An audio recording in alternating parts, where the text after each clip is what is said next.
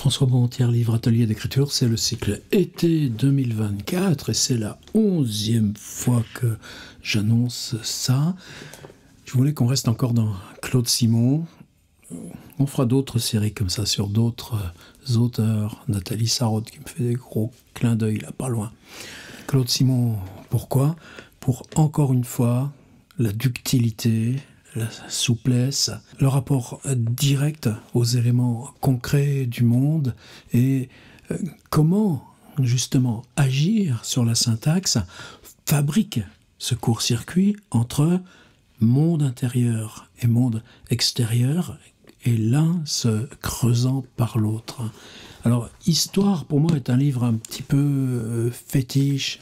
D'une part, tout simplement parce qu'il est strictement contemporain de cet objet-là qui s'intitule Sgt. Pepper's Lonely Hearts Club Band et qui, l'année de mon BEPC, en 1967, a été mon premier disque 33 tours. Je ne connaissais pas Claude Simon à l'époque. Et ces convergences, comme ça, ces simultanéités, il ne faut pas surcharger ça, mais ça donne bien, tout simplement, le fait que ces choses-là, même de 1967 à maintenant, ça vieillit pas et ça nous est nécessaire. Alors, mes livres, un peu obsessifs, oui, justement parce que il se passe rien, mais que la notion de maison y est centrale. On a souvent fait des exercices sur un ensemble qui est vers le premier tiers d'histoire. On explore une maison qui est restée longtemps inhabitée. Et dans cette maison a été un petit peu, depuis même avant la guerre 14-18, 1907, 1910, comme une espèce de chambre photographique close, où précisément l'immobilité, l'élargissement du temps, le fait que la maison soit fermée, fait que chacun des points d'intensité qui déterminent l'histoire extérieure a déposé une marque très discrète. Et notamment, on explore un bureau, il y a des tiroirs. Dans ces tiroirs, on découvre d'anciennes photographies, de ces photographies qu'on prenait soi-même, mais c'était le tirage, on faisait des cartes postales, on mettait un timbre, on écrivait l'adresse et le texte. Et ces petits ensembles-là comme autant de rectangles mimétiques du rectangle des photos, c'est dans quel ordre on les regarde, comment on les regarde, est-ce qu'on part du détail pour arriver à l'ensemble, ou est-ce que le paragraphe, s'il est sans ponctuation, est-ce que sa granulosité correspond à la granulosité de la photographie. Et ça, vous trouverez facilement sur le site de quoi vous exercer sur ces questions-là. Mais Histoire, c'est bien autre chose. Alors, Claude Simon bosse là-dessus pendant 3 ans.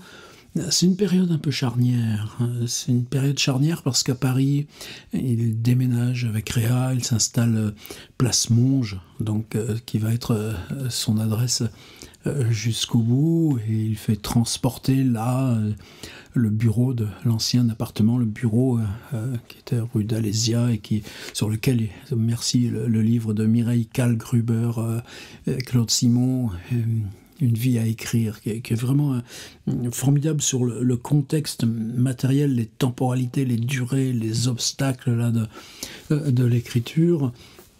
Eh bien, c'est le bureau sur lequel il a écrit La route des Flandres. Il le pose là, en surélévation, tout au-dessus de la place Monge et du jardin des plantes tout auprès. Et ce sera l'ultime adresse. Probablement qu'il le sait déjà. Et puis, il y a Perpignan, cette vie en bascule, de mai à octobre. Lui, donc, Réa s'installe là, dans ce qui est pour lui, évidemment, le lieu d'origine. Le lieu d'origine, c'est une maison au centre-ville, à Perpignan, rue de la Cloche d'Or, là où on trouvera ce dont on s'est servi hier, c'est-à-dire les archives, les registres, les carnets, les lettres de Lacombe Saint-Michel qui vivait au temps de la Révolution et de l'Empire napoléonien.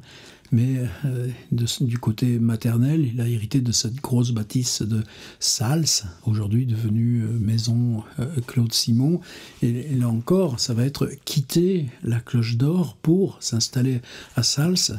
Il y a une métairie, et donc ça suppose, et ça, je me souviens comment Jérôme Lindon, ça le faisait un petit peu sourire, pour Claude Simon, toujours des arrangements financiers. Bon, après, il y aura le Nobel, il pourra racheter tout ce qu'il veut, progressivement, il le fera, mais toutes ces périodes de 1947 à 1977, ce sera vendre comme on peut, un bout de vigne, un bout de terrain, une métairie, et puis avec l'argent, se débrouiller pour continuer d'écrire, parce que c'est pas les droits d'auteur, même pour ce bonhomme-là, qui suffisent. Là, on déborde. Mais précisément, c'est-à-dire on pourrait considérer ce que dit Claude Simon. Ah, pour une fois, j'écris sur rien. Ah, t'écris sur rien et tu nous balances là 400 pages de rien. Ouais, mais ça, de toute façon, c'est le vieux rêve de Flaubert. Écrit sur rien, faire tenir la littérature en apesanteur. Simplement, de quoi on la leste? Eh bien, on la leste de choses qui, elles, ne sont pas du tout du rien. C'est-à-dire, c'est quitter la maison familiale, vendre des meubles et objets ou tableaux qui sont là encore dans la maison familiale, et c'est le seul moyen de financer ça, l'installation dans l'autre maison à Sals, et puis de tenir, pouvoir écrire quelques hivers de plus. Alors ça va être ça les grandes aventures dans Histoire. On peut regarder direction ordi la page de présentation aux éditions de Minuit. Voilà le site Minuit. Oh, ça n'a jamais été un foudre des possibilités Internet, mais au moins il existe et on a des extraits, des choses comme ça. Oui. Claude Simon, Histoire, ça c'est la version poche 2013, 432 pages, 9,50 €. Mais nous, là, on a l'édition originale, des bouts d'articles de presse, et puis dans ces articles de presse, c'est la journaliste du Monde, Jacqueline Piatier, qui fait une sorte de synopsis. Et vous voyez, alors évidemment, les grandes phrases sur la vie, la mort, nous c'est pas ça, c'est ça.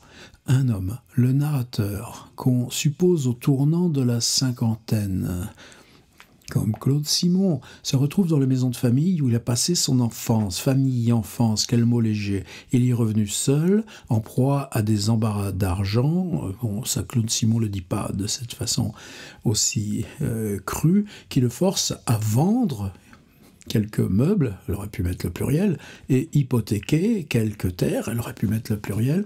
Et ce Parisien, là, qui vient en voiture pour régler ses questions, qu'est-ce qu'il va faire? Il va dormir là, dans la maison inhabitée depuis longtemps. Et il repartira à Paris dans une douzaine d'heures. Donc, on va suivre les 12 heures de sa journée, là, le réveil dans cette maison, l'exploration de la maison, ou le décalage où on est, parce qu'on sait qu'on va la quitter, qu'il va falloir là choisir ce dont on va se débarrasser, et puis on est quand même dans le pays qu'on connaît, donc il y a des gens qu'on rencontre dans la rue, il y a la banque, et puis le rendez-vous avec un banquier. Vous écrivez, oh, la cigale et la fourmi, ils vous reçoivent bien, les banquiers. Puis ensuite, il ira casser la croûte. Oh là là, que d'aventure. Et puis après, ce sera un antiquaire pour vendre les meubles. Et puis, on a besoin du cousin pour une signature ou je sais pas quoi. Donc, vous voyez ces grands événements. Et une fois quitté le cousin, on revient, puis c'est le soir. Puis on n'a pas envie d'aller dans cette baraque. Donc, ça va être rouler de nuit avec la voiture, puis à ce café où il va rester quelques heures. Voilà. les 12 heures de la vie d'un homme sans qu'aucun événement particulièrement romanesque, voire poétique, les marque. Mais c'est précisément ça qui fait, je dirais, le fait qu'on se confie à la narration, je dirais, sans la violence habituelle de Claude Simon. Il n'y a pas les questions de mémoire, il n'y a pas rejouer les scènes de guerre, il n'y a pas les bordels de Barcelone, il y a pas... c'est jamais loin, mais parce que la mémoire, elle est toujours simultanée, la mémoire, elle ne trie pas, elle est complète, elle est lourde en permanence, et puis si on veut écrire, c'est bien pour tout ça, mais là, c'est cette présence du réel, c'est ces éléments du réel, ces maisons, ces rues, ces nuits, les quelques personnages, puis de l'autre côté, la vie du fric, de l'administratif, il y a le notaire, il y a l'antiquaire, il y a le banquier. C'est pas plus que ça, mais on est dans une continuité, parce que la mémoire ne trie pas, le temps non plus, le temps c'est un continuum, donc on a une suite de chapitres qui sont 12 heures par heure, 12 heures, et ces heures, elles s'écrivent dans une continuité, c'est ça que je souhaitais qu'on explore une fois de plus, mais dans une version différente. Alors le texte que je vous propose, donc on est dans Histoire, la version numérique. Vous voyez, là, on est dans quelque chose qu'on a déjà travaillé. Pas de majuscules, ponctuation avec des 2 points, des virgules. Et on va tout de suite se rendre dans ce passage que je considère magique, juste une sorte de prédilection personnelle. Je pensais que j'aurais tout de même le temps d'arriver avant la nuit. Pourquoi une majuscule ? Le livre, ça ne comportait pas de majuscules au début. Et bien là, si. C'est-à-dire, on est dans une continuité, mais on a comme le surgissement fantôme de phrases. Alors je sais que dans ce cycle, il y en a quelques-uns qui n'aiment pas trop respecter les consignes, mais moi, c'est mon boulot de dire pourquoi je vous propose ça, pour s'amuser, pour faire un bel exercice. Non, c'est on s'entraîne. Et là, c'est une humilité de musicien qui fait ses gammes. Et c'est presque, pour moi, je considère une humilité, et c'est presque, pour moi, je le considère, une humilité de musicien qui doit faire ses gammes. On veut arriver à la maîtrise de la phrase. Une phrase, ça s'élance par un incipit, il faut apprendre à la faire atterrir au bout, en général aussi faire qu'elle se prolonge un petit peu au-delà du point, parce que sinon on lit et on a la voix qui tombe. Non, c'est pas comme ça. Donc une phrase, c'est quelque chose qui flotte et qui se soutient. Et donc si on fait que, comment, là, au lieu de mettre un point et boum, une grande poussée dans le dos, on s'arrange à ce que la phrase supporte elle-même son propre début. C'est-à-dire, on lui fait un petit vide, là, sous le début, pour qu'elle s'installe et s'organise en tant que phrase, sans aller chercher au-delà de son espace, sinon qu'il y a un amont, un aval flottant, mais c'est elle qui flotte. Et idem, au bout où on arrive, quelque chose va faire relais, quelque chose a déjà commencé de naître en dessous qu'on n'entend pas encore, et puis à un moment donné, ce sera superposé. Et là, dans cette technique, regardez, quand le phare l'effleurait, après le pont du chemin de fer, le jour revint, on est le soir, on est dans la tombée du soir, ce qui donne aussi la force extraordinaire de ce texte. Mais quand le phare l'effleurait, après, avec la majuscule, le pont du chemin de fer, le jour revint, c'est une phrase dont on ne donne pas, dont on ne matérialise pas les bords et les frontières, mais cette façon de prendre maintenant le devant du texte sans violence, quand le phare l'effleurait, comme un dos tumultueux d'animal, de monstre, quand le phare l'effleurait, après le pont du chemin de fer, le jour revint, et ça continue.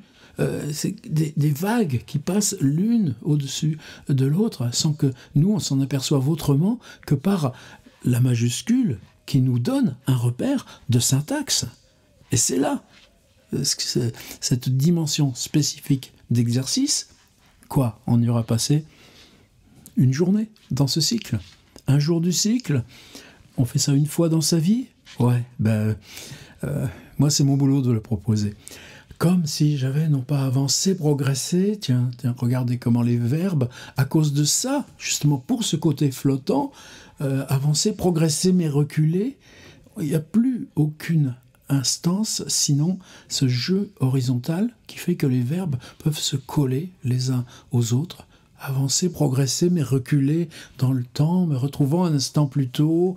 Et là, pareil, c'est un système presque de parataxe, je ne sais pas si c'est le mot savant qui convient.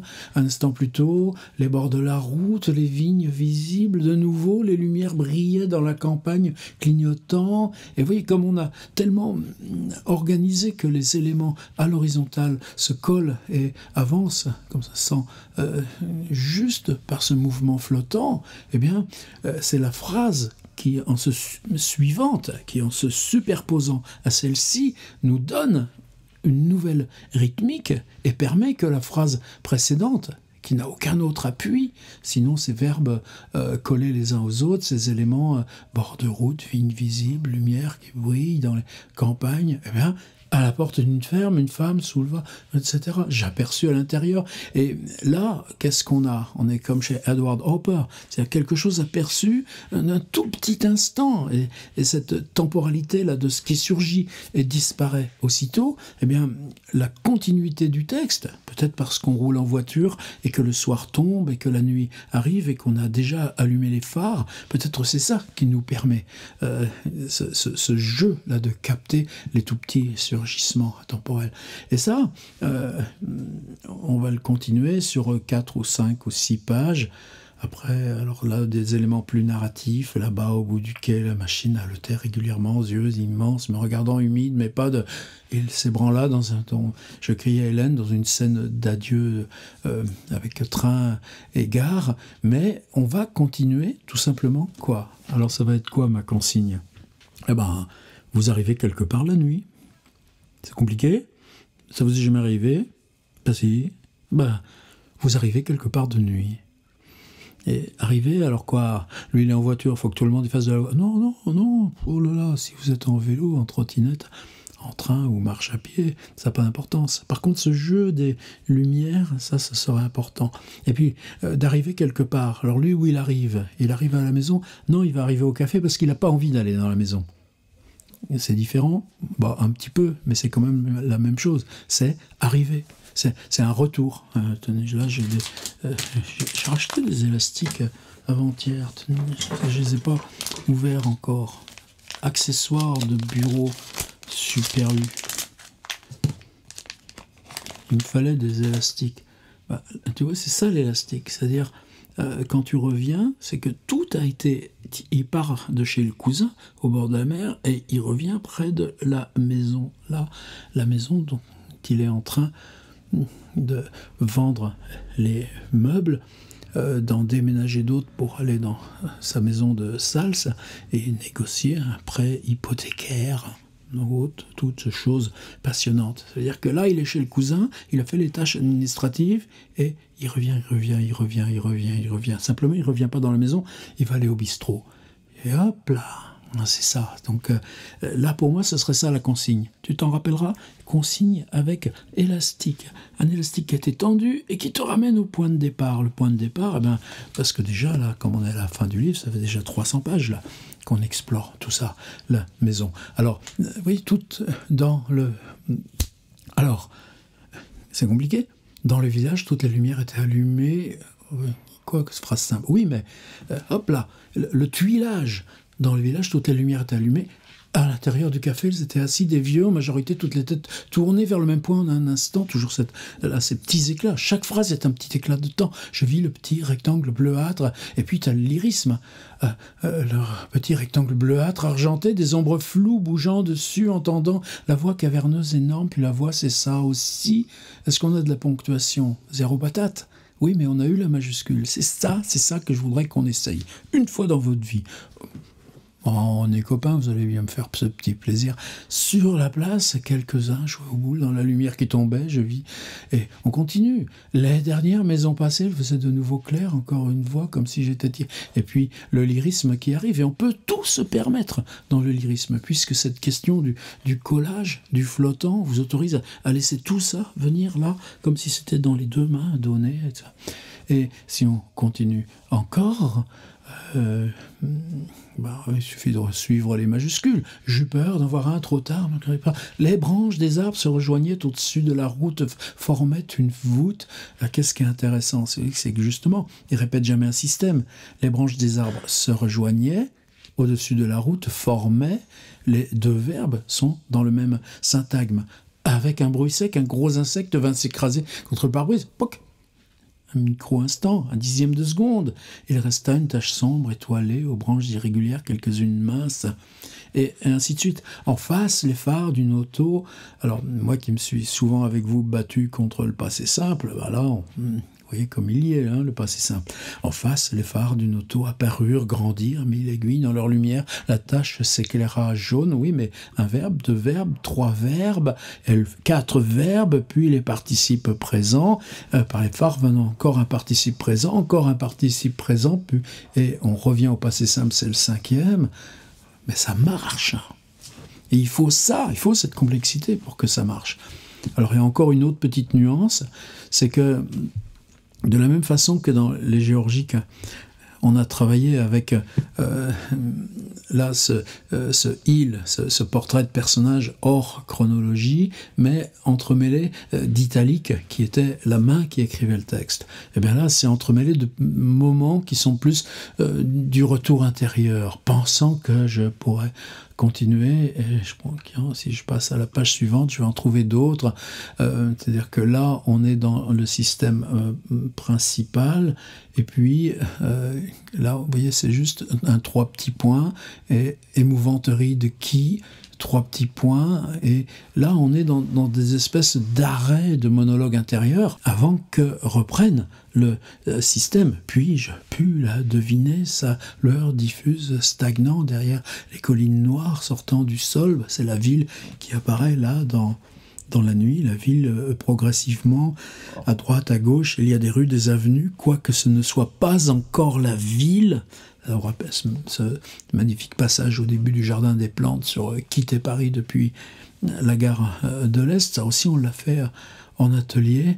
Et puis voilà, on aborde la ville par les cités, c'est-à-dire ce que l'on peut appeler ville, malgré les alignements de réverbères au néon de part et d'autre des fondrières, d'accord, et les cubes gigantesques blafards, apparemment démoulés d'un coup.